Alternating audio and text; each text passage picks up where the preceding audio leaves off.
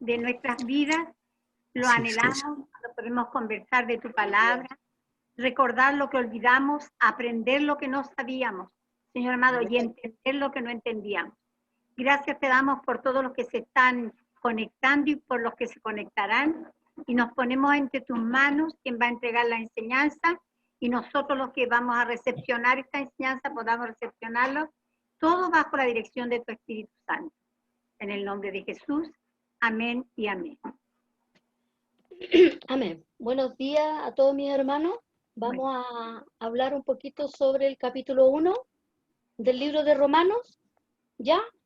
No vamos a darle lectura a todo el texto, pero ustedes ténganlo ahí a mano, un lapicito ahí, mi hermana Sarita súper aplicada ahí, un lapicito, una hoja, para que después al final podamos preguntar o apoyar, opinar, todo lo que se necesita. Así que vamos a centrarnos hoy en el capítulo 1, desde el verso 16 hasta el verso 23, ¿ya? Por alguna razón esto no me quiere... Espera un poquitito que no me está corriendo la...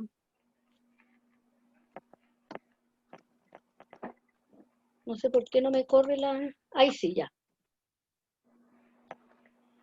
La buena noticia. Hay una buena noticia de la cual Pablo está orgulloso. Dice, cuando llegamos a estos versículos, ¿cuáles? Los versículos 16 y 17, dice el escritor, ya hemos pasado la introducción, que la vimos, ¿se acuerdan? En nuestra primera clase de Romanos, y ya comenzamos a escuchar, dice, el clarín del Evangelio. Es como una preparación. Muchos de los grandes conciertos para piano, dice, empiezan con un acorde explosivo, y luego viene el tema que se va a desarrollar. La razón probable, dice, que se interpretaban en reuniones privadas estos conciertos, y cuando el pianista se sentaba al piano todavía había murmullo, es decir, todavía la gente estaba conversando, y al tocar este acorde inicial así fuerte, era como para captar la atención de toda la audiencia, ¿verdad? Entonces, después que él hacía eso, comenzaba de a poquito a interpretar su concierto. Bueno, Pablo dice, hasta estos dos versículos ha estado estableciendo contacto con la gente, ¿ya? Ha estado dándose a conocer, habla un poquitito de lo que sabe de ellos, ¿verdad? Y está también captando su atención. Pero ahora viene, como decíamos, el gran tema, viene este anuncio, de la cual Pablo está muy contento, ¿verdad? Y dice que en estos dos versículos contienen, dice, la quinta esencia del Evangelio de Pablo. Acuérdense ustedes que nosotros tenemos 4 evangelios, ¿verdad? Mateo, Marcos, Lucas y Juan, pero muchos autores han catalogado al libro Romanos como el quinto evangelio, porque es extraordinariamente importante para lo que es el desarrollo de la iglesia y de la doctrina cristiana de la iglesia, ¿ya? Pablo empieza diciendo que está orgulloso del evangelio que tiene el privilegio de predicar. ¿Qué es lo que dice? Porque no me avergüenzo, y todos lo sabemos, muy conocido, no me avergüenzo del evangelio, es decir, estoy orgulloso de este evangelio. Dice el autor de este libro que yo he tomado para hacer estos estudios, es sorprendente, dice, considerar el trasfondo de esta afirmación. A Pablo primero lo habían metido en la cárcel en Filipos, le habían obligado a escapar por su vida en Tesalónica, le habían tenido que sacar de contrabando en Berea, ¿se acuerda que lo tiraron por un muro? Se habían reído de él en Atenas, y en Corinto su mensaje les había parecido una estupidez a los griegos y un escándalo a los judíos. A pesar de todo eso, dice, y mucho más, dice que Pablo proclama que está orgulloso de este evangelio, algo que él sabía que le podía inclusive costar la vida, pero él se sentía orgulloso. Había algo, dice en el evangelio, que le hacía sentir a él victorioso, y que él sabía que de todo lo que él pudiera vivir iba a salir muy bien parado, ¿verdad? En este pasaje nos encontramos con 3 de las grandes consignas paulinas, los 3 grandes pilares de su pensamiento y de la creencia de Pablo. Primero, tenemos el concepto que Pablo tiene de la salvación. Él utiliza la palabra sotería, ¿verdad? Es una palabra que viene del griego, pero que tiene que ver con la salvación. En aquel momento de la historia, la salvación era el bien supremo que todos estaban buscando. Había habido un tiempo en el que la filosofía griega había sido muy especulativa en todo sentido. 400 o 500 años antes, los filósofos habían pasado el tiempo discutiendo el problema de cuál es el elemento básico del que se ha formado el universo, y todos estaban en esta discusión de la creación del universo, cómo se formó, y discutían todo y conversaban, tenían largas conversaciones todos los filósofos. Por lo tanto, era un momento de mucha especulación, como dice acá el autor, ¿verdad? Entonces era un momento especialmente sensible en el cual aparece este mensaje de Pablo. Difícilmente, dice, se encontrará otra época de la historia en la que la humanidad estuviera buscando más que nunca la salvación. Era precisamente esa salvación, esa liberación y ese poder lo que el Evangelio le ofrecía al mundo. ¿Qué significa entonces esta sotería o esta salvación? Primero, era la salvación de la enfermedad física. Acuérdense ustedes, y esto lo tenemos que contextualizar. Acuérdense ustedes que en el mundo judío se creía de que la enfermedad era producto del pecado, ¿ya? Por eso que al ciego le dicen, ¿quién pecó? Este o tus padres para que tú nacieses así. Por lo tanto, todo el que estuviera enfermo era porque había pecado. Por eso es que está tan relacionado directamente la salvación con el tema de la sanidad del cuerpo. Ahora, esto lo tenemos que considerar en el ambiente y en el mundo judío y con la revelación que el judío tenía en ese momento, que no era muy, muy grande, ¿verdad? Por lo tanto, eso lo tenemos que manejar con sumo cuidado, porque hoy nosotros sabemos que las enfermedades no son producto del pecado. Por eso que tenemos que tener mucho cuidado con el tema de andar ofreciéndole a la gente sanidad física, porque la sanidad física Dios la puede hacer, claro que la puede hacer, pero es parte de la soberanía de Dios. Es como Daniel, hermanos, cuando Daniel iba a ser tirado al foso de los leones, él nunca dijo, el Dios en el cual yo creo me sacará de ahí. Él no dijo así. Él dijo, el Dios en el cual yo creo me puede sacar de ese lugar. Pero él se arriesgaba a que igual los leones se lo comieran. Entonces, nosotros podemos decirle a la gente, Dios puede sanarte, porque puede. El problema es que no sabemos si quiere. Por eso que tenemos que tener cuidado con andar ofreciendo la sanidad a todo el mundo como un bien que nos pertenezca a nosotros, porque el sanar o no sanar es un atributo, es una prerrogativa solamente de Dios. Nosotros le podemos decir a la gente, Dios puede sanarte, pero no sabemos si Dios querrá hacerlo, ¿verdad? Segundo, era la salvación del peligro. ¿Ah? No es que le garantizaba al hombre una vida libre de riesgos, no, sino que le daba la seguridad del alma en cualquier circunstancia. ¿Qué es lo que decía Jesús? ¿Qué es lo que vale más? ¿La vida física o el alma? El alma, la vida eterna, es lo que vale más que la vida física. Es decir, le garantizaba al creyente que su alma no se iba a perder, pero nunca le garantizó que no iba a tener ningún problema, que no le iba a pasar nada, ¿verdad? De hecho, Pablo murió, lo decapitaron. Dice, la salvación de Cristo nos pone a salvo también de las circunstancias externas. Era entonces la salvación de la contaminación. El cristiano está a salvo del contagio de una generación retorcida y perversa.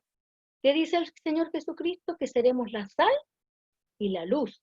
La sal preserva de que se contaminen las cosas, en los alimentos, en la antigüedad, ¿verdad? Nosotros somos los que preservamos la moral del mundo, ¿verdad? Los que tienen la salvación de Cristo tienen un antiséptico divino que los guarda de la infección del mal que hay en el mundo, ¿verdad? Nosotros estamos para nosotros resistir ese mal, pero también para ser parte de la resistencia a todo este mal. Lo otro era la salvación de la perdición. Claro, Jesús vino a buscar y a salvar, ¿qué cosa? Lo que se había perdido. Nosotros, la humanidad entera se había perdido. Dice, por naturaleza nos encontramos nosotros, ¿cierto?, en un camino equivocado que no conduce más que a la muerte, el camino ancho, ¿verdad? Cuando recibimos la salvación de Cristo, vamos por el camino verdadero de la vida. Yo soy el camino, dice aquí en Juan 14:6. Yo soy el camino, dice Jesús. Yo lo soy, no hay otro. Es el camino angosto, ¿verdad? Era también la salvación del pecado. La humanidad se encuentra sometida a esclavitud bajo un tirano del que no puede escapar. La salvación de Cristo nos libra de la tiranía del pecado, que paga el servicio de sus súbditos con la muerte. Es decir, ¿será que cuando nosotros nos convertimos al Evangelio ya no pecamos más? No. Es que ya no somos esclavos. Le podemos decir que no al pecado. Ahora podemos. Antes no teníamos esa fuerza, pero ahora el Espíritu de Dios que mora en cada uno de nosotros nos da esa fuerza para decirle al pecado que no, ¿verdad? Lo otro era la salvación de la ira de Dios. ¿Ah? Y este es bien interesante, ¿verdad? En el próximo pasaje dice, tendremos ocasión de investigar el sentido de esta frase. De momento nos basta tomar nota de que hay en el mundo una ley moral inexorable y el anuncio de un juicio ineludible que forma parte del Evangelio. Si no fuera por la salvación de Cristo, no podríamos esperar más que la condenación eterna. Vamos a hablar un poco de eso. También era una salvación escatológica. ¿Qué es escatológico? Algo del futuro, ¿verdad? Algo que todavía no se cumple. Es decir, una salvación que alcanza su plenitud en el triunfo final de Cristo. Cristo compró para nosotros la salvación completa y suficiente y total. Es cierto. Pero acuérdense ustedes que hemos dicho que todavía esa salvación en lo concreto y en lo real todavía no es una realidad. Lo será cuando estemos con el Señor. Hoy somos salvos por la fe y somos salvos. Pero aún no es una realidad, ¿verdad?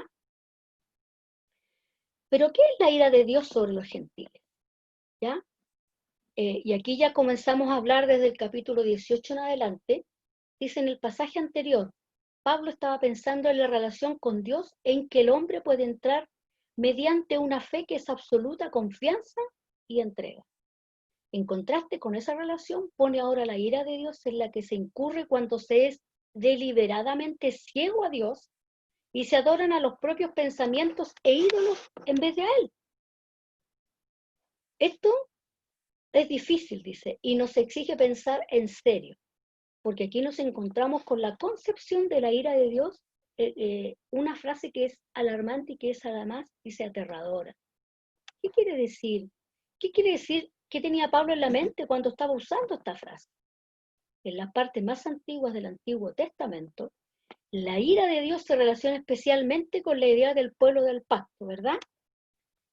El pueblo de Israel estaba en una relación especial con Dios, que le había escogido y ofrecido una relación especial que se obtendría y mantendría siempre que guardara la ley. Eso quería decir entonces dos cosas. Primero, quería decir que dentro de la nación, cualquier desobediencia a la ley provocaba la ira de Dios, porque quebrantaba la relación con él. Cuando los israelitas se desviaron para dar el culto a Baal, dice en Números 25:3, el furor del Señor se encendió ¿contra quién? Contra Israel. Y además, como la nación de Israel estaba en una relación exclusiva con Dios, cualquier otra nación que la tratara con crueldad o injusticia incurría en la ira de Dios. Babilonia había maltratado a Israel. Esto lo encontramos en Jeremías 50:13 y dice, y por la ira del Señor no será habitada. Acuérdense ustedes que Babilonia se lleva cautivo al pueblo de Dios, ¿verdad? Pero por esto Dios también castigó a esta nación, a este imperio, ¿verdad? En los profetas, dice, aparece la idea de la ira de Dios, pero con un nuevo hincapié. El pensamiento religioso judío a partir de los profetas estaba dominado por la idea de las dos edades, la presente y la porvenir. La presente es especialmente mala. Ya el autor ya lo encontramos en los evangelios. Este siglo y el venidero. Está hablando de este tiempo de acá en la tierra, y siempre que se habla de este siglo y el venidero siempre es la vida con el Señor, la vida eterna, ¿verdad? Sea buena o sea mala. Uno escoge dónde la va a pasar, ¿verdad? Entre ambas dice, estará entonces, ¿qué cosa? El día del Señor, que será un día terrible de juicio y retribución en el que el mundo será sacudido. los pecadores destruidos y el universo rehecho antes de que venga el reino de Dios. Encontramos en Pedro que dice que los elementos ardiendo serán desechos, ¿verdad? La tierra tiene que ser limpiada y purificada para ser habitada, porque lo más probable es, como decíamos la otra vez, de que el Señor con todos sus hijos viva eternamente en esta tierra, porque Mateo dice, los mansos heredarán la tierra, ¿verdad?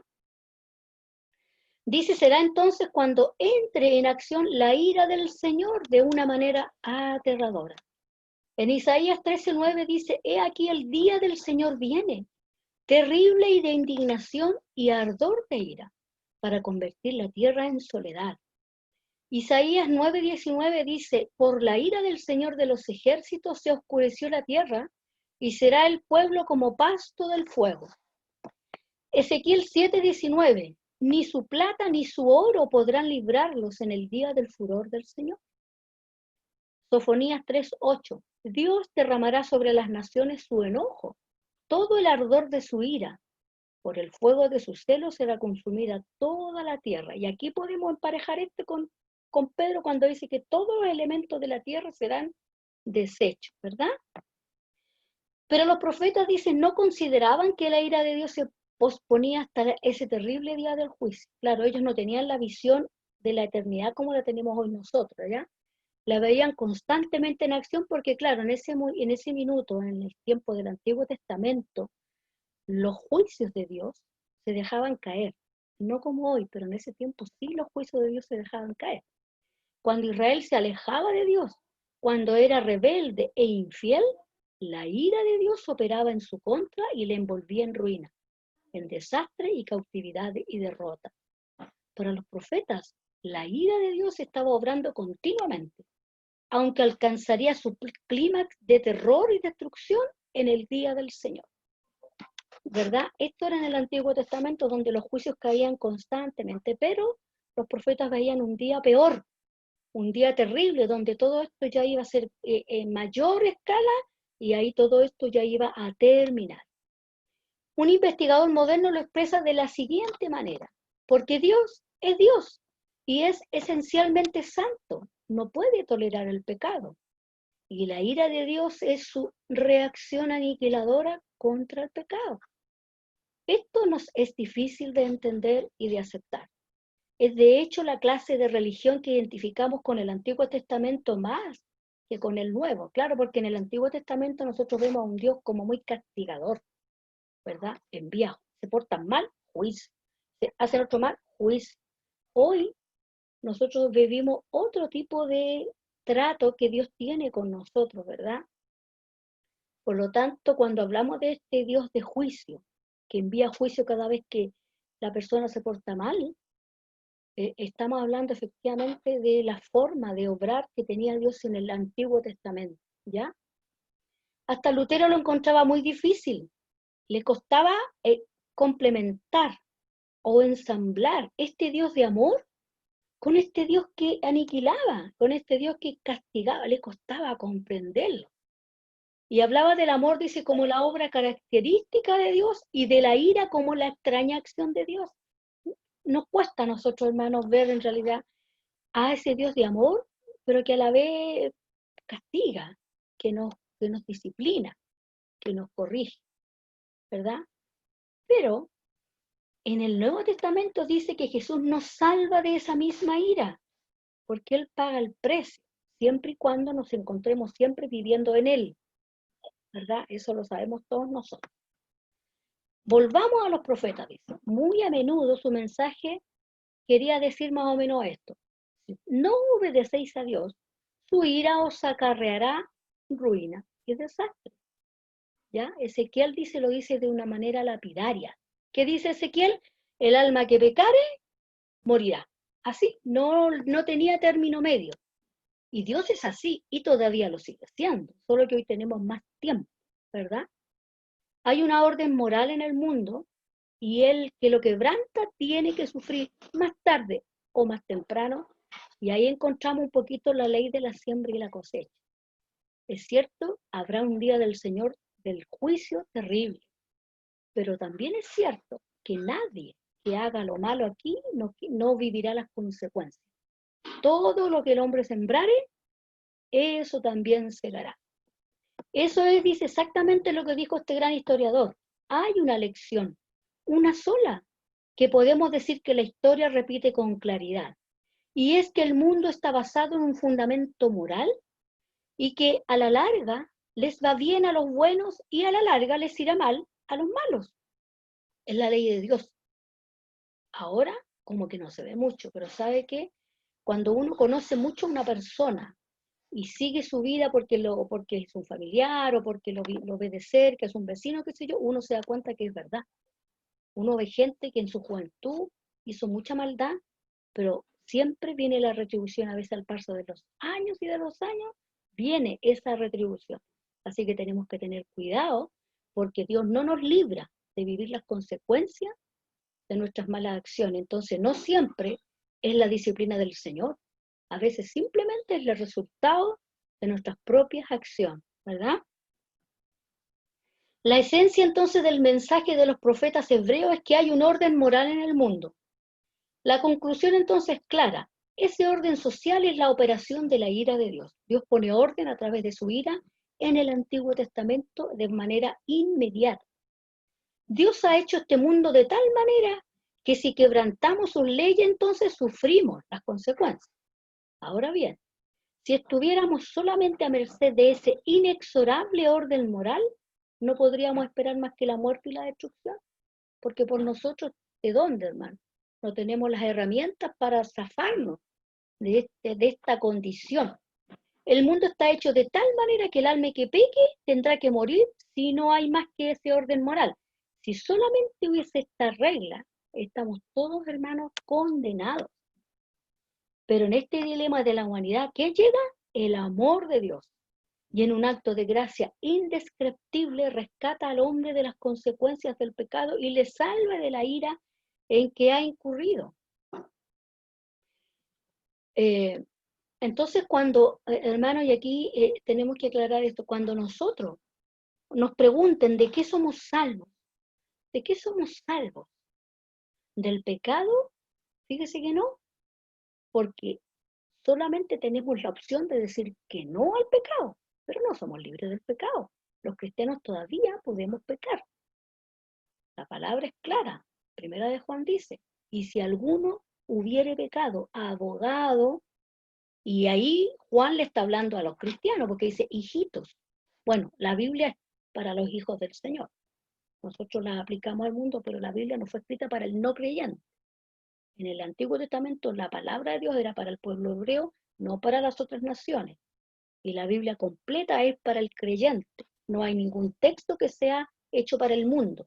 ¿Se aplica al mundo? Sí. ¿Y sirve? Sí. ¿Se puede? Sí.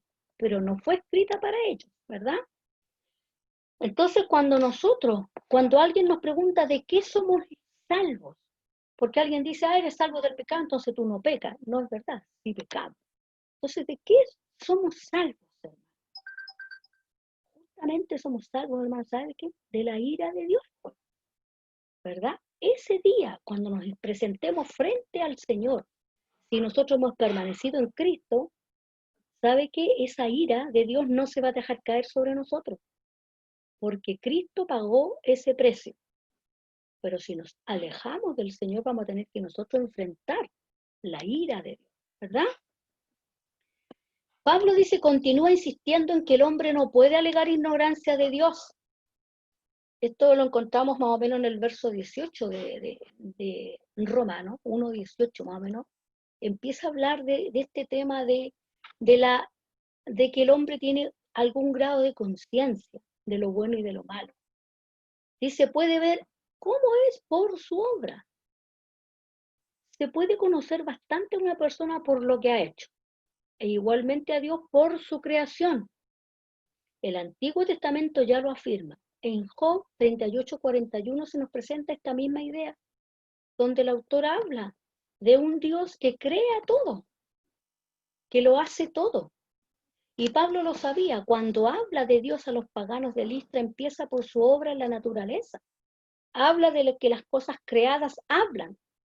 del poder de Dios, de que hay un creador, de que hay un hacedor, por medio, dice, de las cosas hechas, de modo que no tienen excusa.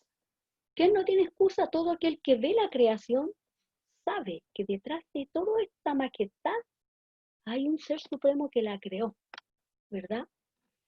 En la creación entonces podemos conocer a quién, al que la hizo, al creador. El argumento de Pablo es totalmente válido. Si observamos el mundo, vemos que el sufrimiento sigue al pecado. Es la ley.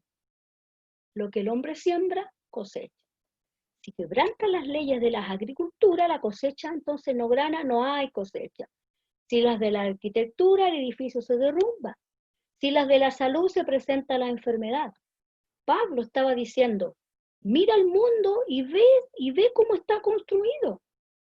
Fijándonos en cómo es el mundo, podemos aprender mucho de cómo es Dios. Por lo tanto, el pecador, dice Pablo acá, no tiene disculpa. Nunca alguien va a decir, yo no supe que existía un ser grande, poderoso, eterno. Puede decir, yo no sabía cuál era el nombre de este ser supremo, yo no sabía cómo se llamaba. Eso puede decir. Pero no puede decir que no tenía idea, porque cuando basta mirar a nuestro alrededor, basta mirar la creación nuestra nomás. Todavía los científicos no han encontrado que las teorías de la evolución dejan de ser teoría. Todavía los científicos, y nunca lo van a encontrar, todavía ellos siguen insistiendo en que el hombre fue evolucionando y que todo se hizo poco menos que de la nada. Bueno, el ser humano es así, con la mente lejos de Dios. Pero él sabe que hay un creador, que hay un hacedor de todo y no quiere creer en él porque no quiere, nomás, porque la creación grita de que hay un creador detrás de todas las cosas. Pablo avanza aún, dice, un paso más. ¿Qué hace el pecador? ¿Qué hace esta gente? Dice, en lugar de mirar a Dios, se mira a sí mismo, cree más en sus propias capacidades, cree más en la ciencia, 2 más 2 son 4, y eso solamente para ellos es lo que vale. Se enreda en vanas especulaciones y se cree sabio, cuando en realidad no es más que un necio. ¿Por qué? Porque hace de sus ideas, sus opiniones y sus especulaciones en lugar de la voluntad de Dios, el principio y la ley de la vida. La necedad del pecador consiste en hacer al hombre dueño y señor de las cosas. Poco menos que Dios acá no existe y todo fue creado de la magia, de la nada se creó todo. Y el hombre especula, y lo más increíble es que en los colegios se enseña la especulación del que se cree sabio. Se enseña como una realidad, cuando una teoría es eso, una teoría no ha sido probado. Pero en los colegios se enseña esta teoría a los niños desde pequeños. Les van metiendo en la cabeza todas estas ideas que son solo especulaciones, porque en su sabiduría el hombre no ha logrado y no logrará nunca encontrar lo que busca, porque todo lo hizo nuestro Dios, ¿verdad? El hombre entonces se basa sus principios en sus propias opiniones en lugar de en las leyes de Dios. Vive en un universo del que él es el centro, en lugar del universo del que el centro es Dios. En lugar de caminar con la mirada fija en Dios, no se mira nada más que a sí mismo y por no mirar por dónde ni a dónde va, cae. Un ciego seguía a otro ciego, ¿verdad? Los dos se van a caer al hoyo. Entonces, esta gente que son estos maestros de la ciencia, han mandado a mucha gente al lugar, al infierno prácticamente. Por eso que está el mensaje del Señor, está el mensaje de Dios, que Pablo dice anteriormente, yo no me avergüenzo, no me da vergüenza decir que ahora ya no creo en todo lo que creía antes, ahora creo en el Evangelio y en Cristo. No me avergüenza hacerlo, pero da la razón. ¿Por qué no se avergüenza Pablo de este Evangelio? ¿Sabe por qué? Porque es poder de Dios. Por eso no se avergüenza. Él había visto el poder de Dios manifestado en él mismo. es poder de Dios, pero este poder de Dios tiene una razón de ser. Es el poder para salvación. Cuando un cristiano, el Señor le da dones, no son para andarse ufanando y diciendo, yo tengo el don de sanidad, yo tengo el don de lengua, yo no, es para servirnos, ¿verdad? Para servirnos los unos a los otros, ¿verdad? Y el resultado de todo esto se convierte en la idolatría. Se cambia la gloria de Dios por imágenes de formas humanas y de animales. La raíz del pecado de la idolatría es el egoísmo. El hombre hace un ídolo, le trae ofrenda y le dirige oraciones. ¿Por qué? Para que prosperen sus planes y sus sueños. Su religión no tiene en cuenta a Dios, sino a sí mismo. Y ya vemos a Dios desde el Antiguo Testamento reprendiendo al pueblo porque toman un palo, hacen un Dios, le ofrecen sacrificio, le ofrecen adoración a ese Dios. Porque para el hombre es más fácil, ¿sabe por qué? Porque esos ídolos no le piden nada, no le piden nada. En cambio, nuestro Dios nos pide una vida correcta. Y eso es lo que al ser humano más nos cuesta. Vivir de acuerdo a la voluntad de Dios nos cuesta.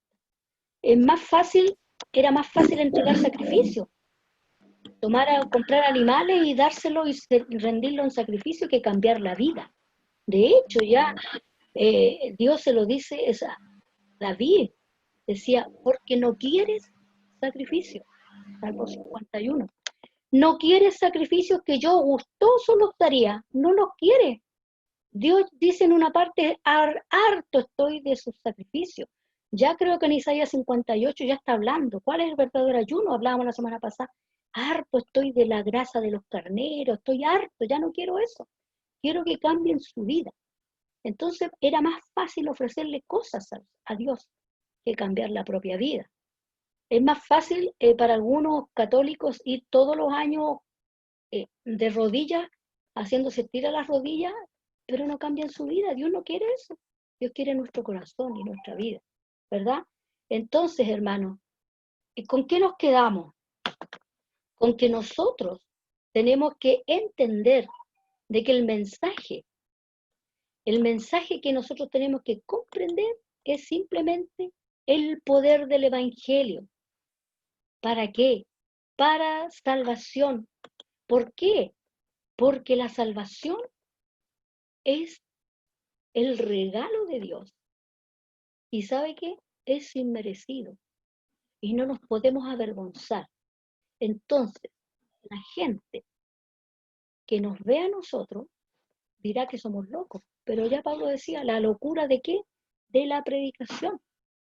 Y Pablo no se avergonzó nunca de decir que él creía ahora en este evangelio y estaba orgulloso de ir y de pregonarlo por todas partes. Es lo mismo que nosotros tenemos que hacer hoy por medio de las redes sociales. Tenemos muchas oportunidades de compartir el mensaje del evangelio. Por eso es que es importante que nosotros tengamos claro de que tenemos que predicar ¿qué cosa? El mensaje del evangelio, las buenas nuevas, ¿verdad? Cuando Pablo exige cosas, vida intachable, moral y todo eso, se lo exige a los creyentes. Porque el mundo no le podemos exigir que se porte bien, primero tienen que conocer a Cristo y después nosotros le vamos enseñando y le vamos discipulando. Entonces el mensaje que nosotros tenemos que llevar es el mismo mensaje que dice Pablo. ¿Qué cosa?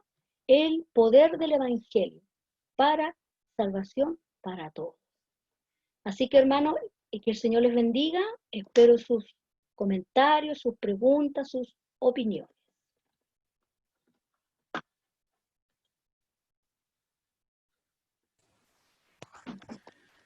Gracias, hermana Gloria. Eso, queríamos saber si hay alguna pregunta, algún comentario. Si están todos de acuerdo. Algo que le haya llamado la atención. Hermana Sarita. Doctora. ¿Todos de acuerdo? Gracias. Pero siempre hay pregunta, siempre hay comentario, o un aporte también, ¿ah? O también algo que alguien no esté de acuerdo. Eso es súper válido, yo también me equivoco, así que todos nos equivocamos. Así que hermanos, se reciben.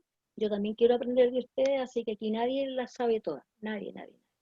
Yo recibo sus comentarios, sus aportes, y si algo no está de acuerdo, por favor dígalo, porque necesito también aprender de ustedes, ¿ya?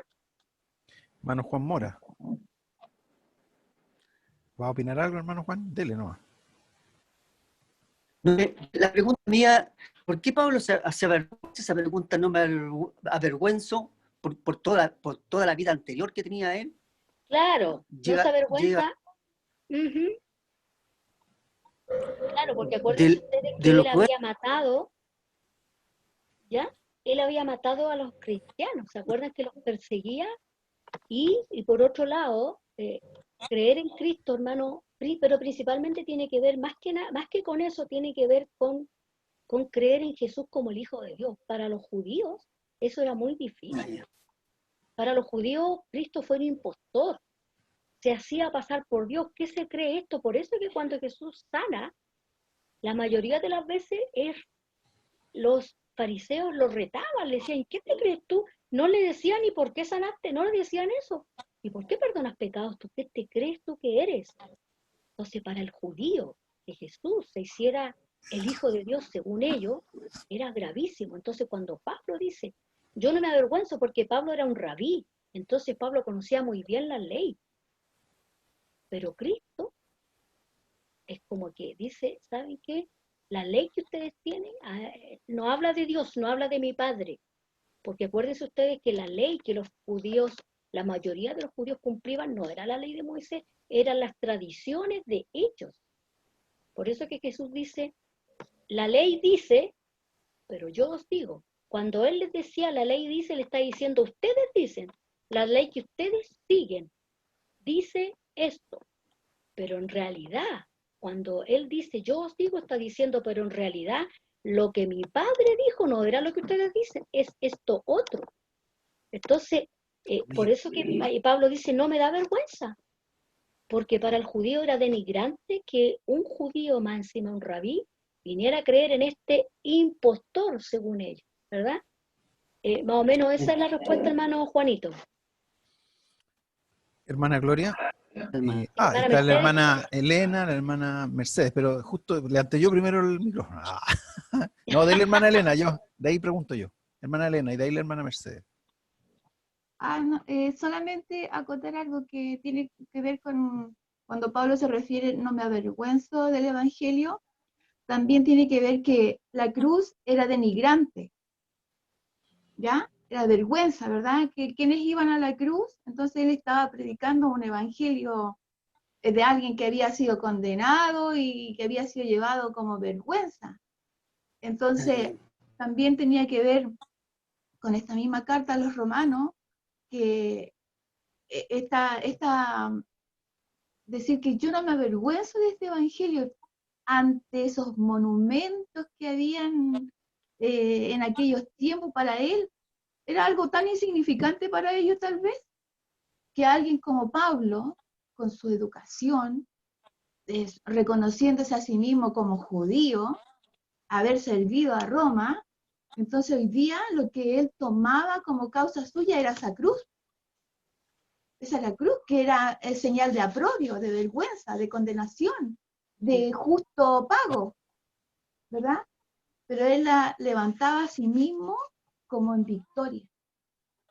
Entonces, es eso, lo que él recibe, como usted decía, inmerecidamente. Se vuelve un regalo de Dios, del cual él está dispuesto a honrarlo hasta la muerte. Eso que, entonces, también lo sumo, como para entender esa frase de Pablo cuando dice, porque yo no me avergüenzo del Evangelio de Dios, porque también trae consecuencias el no avergonzar. Amén. Amén. Muchas gracias, hermana Elena. Muchas gracias, muy bueno su aporte. Muchas gracias. Es así. Hermana Mercedes Farías.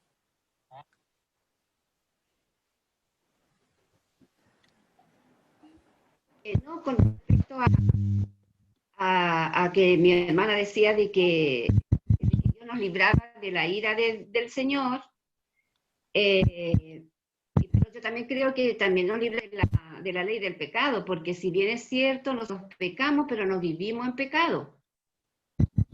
Yo lo tomo como nosotros ahora, porque a veces se puede, para los que no conocen bien la palabra del Señor, se puede entender como que, yo puedo seguir viviendo en pecado, por así decirlo. Pero también el Señor nos libró de la ley del pecado, porque la ley del pecado para la persona que no conoce al Señor sí o sí peca, porque vive en pecado sin Dios. Pero ya nosotros, viviendo en Cristo, ya no vivimos en pecado. Que pecamos, sí, pero yo veo que el pecado en los hijos del Señor es como accidente, porque yo no quiero vivir en pecado, yo cada día quiero ir más separado más del Señor que para el mundo, entonces yo me cuido de pecar, por decirlo. Entonces también Dios nos libra de la ley del pecado, ya no somos pecadores como los conocen al Señor o como éramos antes. Yo lo veo así, porque a veces se dice esto que nosotros también pecamos. Entonces, al escuchar al mundo, dirán, ellos siguen viviendo en pecado, entonces yo veo que no es así, porque nosotros ya no vivimos en pecado, también nos libró de la ley del pecado, entonces eso es maravilloso para nosotros como hijos de Dios. Por eso que dice el Señor, nosotros somos separados para Él. Entonces, pienso que el pecado es un accidente en la vida del cristiano, y siempre yo pongo este ejemplo, ¿eh? Nosotros somos todos dueñas de casa. Yo cocino, ¿cierto? Planchamos, y nosotros tenemos cuidado de quemarnos, pero no hemos quemado. ¿Los queremos quemar? No. Yo me he quemado con la planta, me he quemado con la cocina, con los fósforos, en fin, pero lo veo como un accidente. Entonces yo lo veo que también en la vida del cristiano el pecado tendría que ser como un accidente, porque yo quiero pecar, pero peco. Pero no vivimos en pecado como los demás. Eso yo quería contar. Gracias. Bueno, Eso. en realidad no es así, no es así. Es verdad que somos libres de la ley del pecado, yo lo dije, somos libres porque ahora podemos no pecar, tenemos la fuerza que nos da el Espíritu Santo para no pecar. No vivimos en pecado porque somos libres, pero estamos igual expuestos a pecar. Ahora, el pecado en cualquier persona nunca será un accidente, jamás. Porque si fuera a pecar un accidente, Dios no me puede culpar de eso. Fue un accidente, yo iba caminando, me tropecé, me caí, no me di cuenta. No, nunca el pecado es un accidente. El pecado siempre es una decisión. Yo sé cuando peco. Ahora, si yo hago algo que no fue bueno, pero yo no lo sabía, Dios no me va a culpar por eso, porque no tenía idea, he ignorado. Pero el pecado, hermano, jamás será un accidente, es una decisión diaria. No puedo, perdón, hermana Mercedes, yo no puedo comparar un accidente con una decisión de pecar. No, yo no Nunca digo el pecado es un accidente, jamás. que el pecado es un accidente, no, yo lo digo Usted lo para estaba la vida de diciendo. nosotros como hijos de Dios, si pecamos, como usted dice, si caigo no me quise caer. Pero no digo que el pecado es accidente, no. Es que para nosotros como que fuera un accidente, o sea, que yo no quiero pecar, pero poco. A eso me refiero. Claro, pero no, esa es la ley. digo que el pecado es un accidente, no. Okay, yo lo puse como ejemplo para es que hacerme también entender, tenemos, pero no, yo sé que el pecado no es pero un accidente. las palabras crean realidad y por eso que tenemos que tener cuidado. Porque si yo digo es como un accidente, no es como un accidente, no lo puedo comparar de ninguna manera. Porque eso está diciendo que también las personas dicen, bueno, total, yo fue un accidente, no me di cuenta y pequé, así que Dios no me puede culpar de eso porque fue un accidente. Tal vez, yo creo que es cierto, los cristianos no vivimos en pecado y lo dejamos claro, los cristianos no vivimos en pecado y somos libres del pecado. ¿De qué manera somos libres? En que antes yo no tenía la opción de decir que no, como dice mi hermana Mercedes, porque éramos esclavos, vendido al pecado, como dice Pablo, ¿verdad? Vendido al pecado. Pero cuando yo conozco al Señor, no es que nunca más yo vaya a pecar, y es triste, pero es la realidad.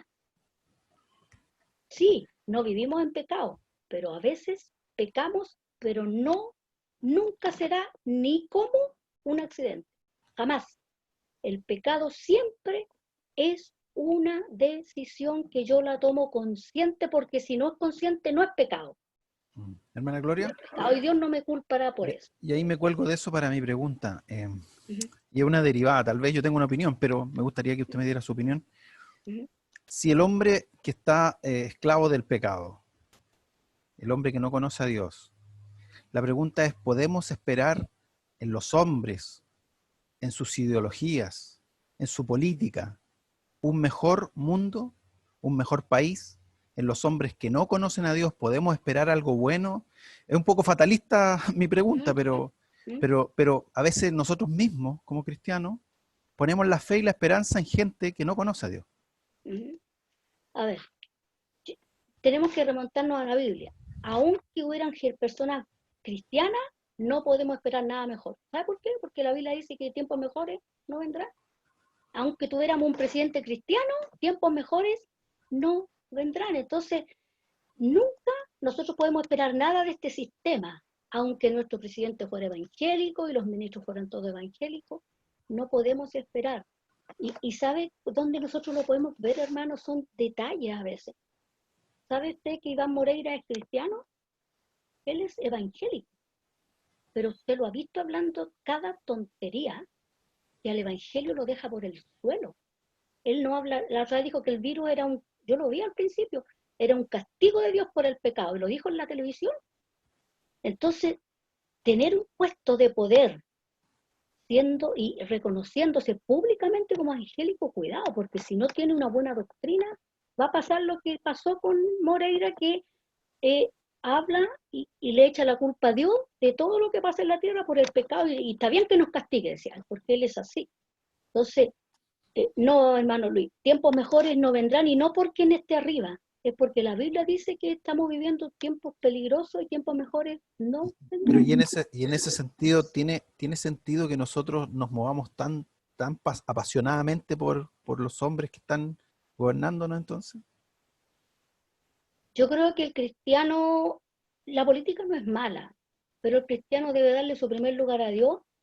Yo creo que, a ver, lo voy a decir de esta forma, yo veo muchos cristianos que hablan mucho de política en redes sociales, pero no hablan nunca de Dios. Es al revés.